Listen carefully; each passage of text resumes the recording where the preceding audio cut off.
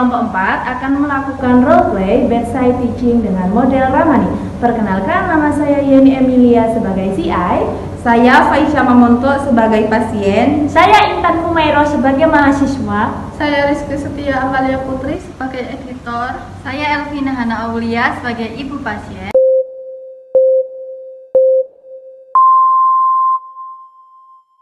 Bedside teaching model Ramani terdapat 3 tahapan. Tahapan yang pertama, pre-round, yang terdiri dari persiapan, perencanaan, dan orientasi.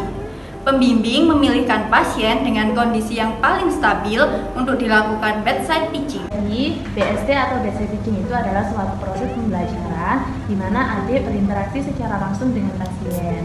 Jadi biasanya kan adik hanya dengan patung. Sekarang adik akan berinteraksi secara langsung dengan pasien.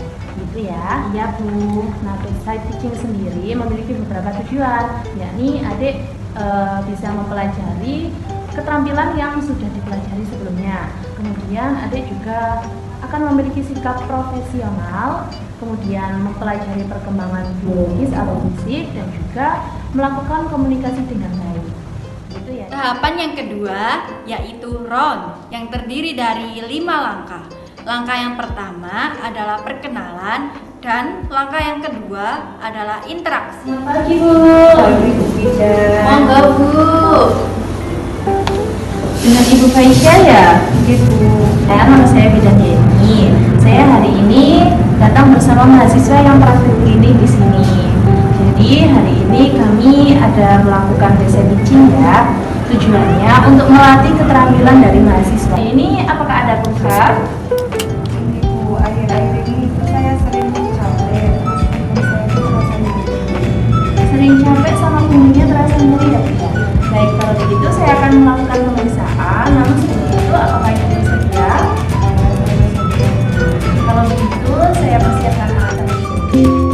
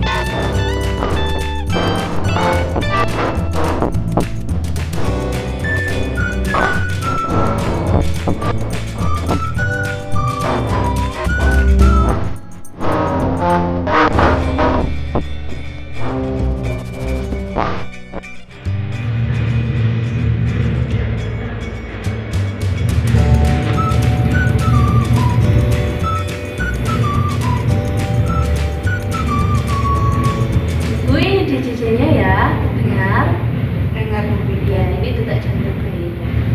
Dek, bisa dicoba? Boleh, Bu. Silakan.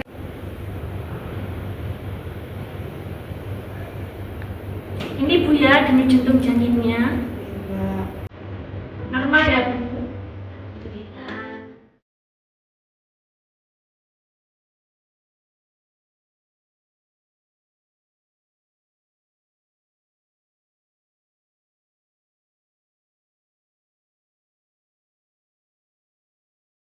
Langkah yang keempat yakni instruksi, dan langkah yang terakhir adalah ringkasan. Ibu Faisya, jadi dari hasil pemeriksaan tadi, alhamdulillah secara umum semuanya normal ya, Bu ya. Kondisi Ibu sama kondisi janinnya juga normal. Nah, untuk sekarang usia kehamilan Ibu sudah menginjak 32 minggu. Jadi sudah bertambah besar ya, Bu ya. Kemudian tadi Ibu juga mengeluh sering capek ya, sama nyeri di bagian pinggang. Jadi begini Bu, semakin besar usia kandungan Ibu, berat janin Ibu juga akan semakin bertambah. Jadi karena adanya pembesaran dari janin itu menyebabkan adanya penekanan pada otot di bagian perut, sendi, di bagian pinggang itu ya Bu ya, ototnya itu tertekan. Makanya Ibu sering mengalami sakit di bagian pinggang. Jadi ibu kalau berjalan jangan seperti ini ya.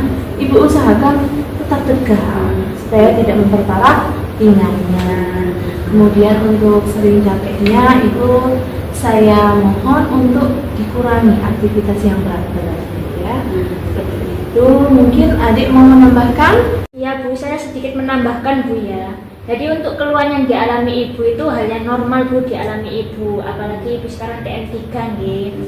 Nah, dari itu saya cuma ingin menambahkan ibu supaya memperbanyak olahraga Bu, minimal 10 menit di setiap pagi tuh loh Bu, jalan kecil-kecil, ngoten nggih Bu nggih. Terus aktivitasnya tadi sudah dijelaskan sama ibunya, sedikit dikurangi Bu aktivitas yang berat-beratnya. Kemudian ibu harus memperbanyak makan makanan yang tinggi protein, serat dan lain-lain. Mungkin seperti itu Bu. Dan ibu kira-kira ada yang ingin ditanyakan? Tidak ada bukan. Jadi yang saya alami itu hal yang normal ya Bu? Iya Bu, itu hal yang normal ya. Baik ibu, terima kasih. Tahap yang ketiga yakni posron yang meliputi tanya jawab, refleksi, umpan balik, dan tindak lanjut. Jadi untuk bedside teaching hari ini sudah selesai ya.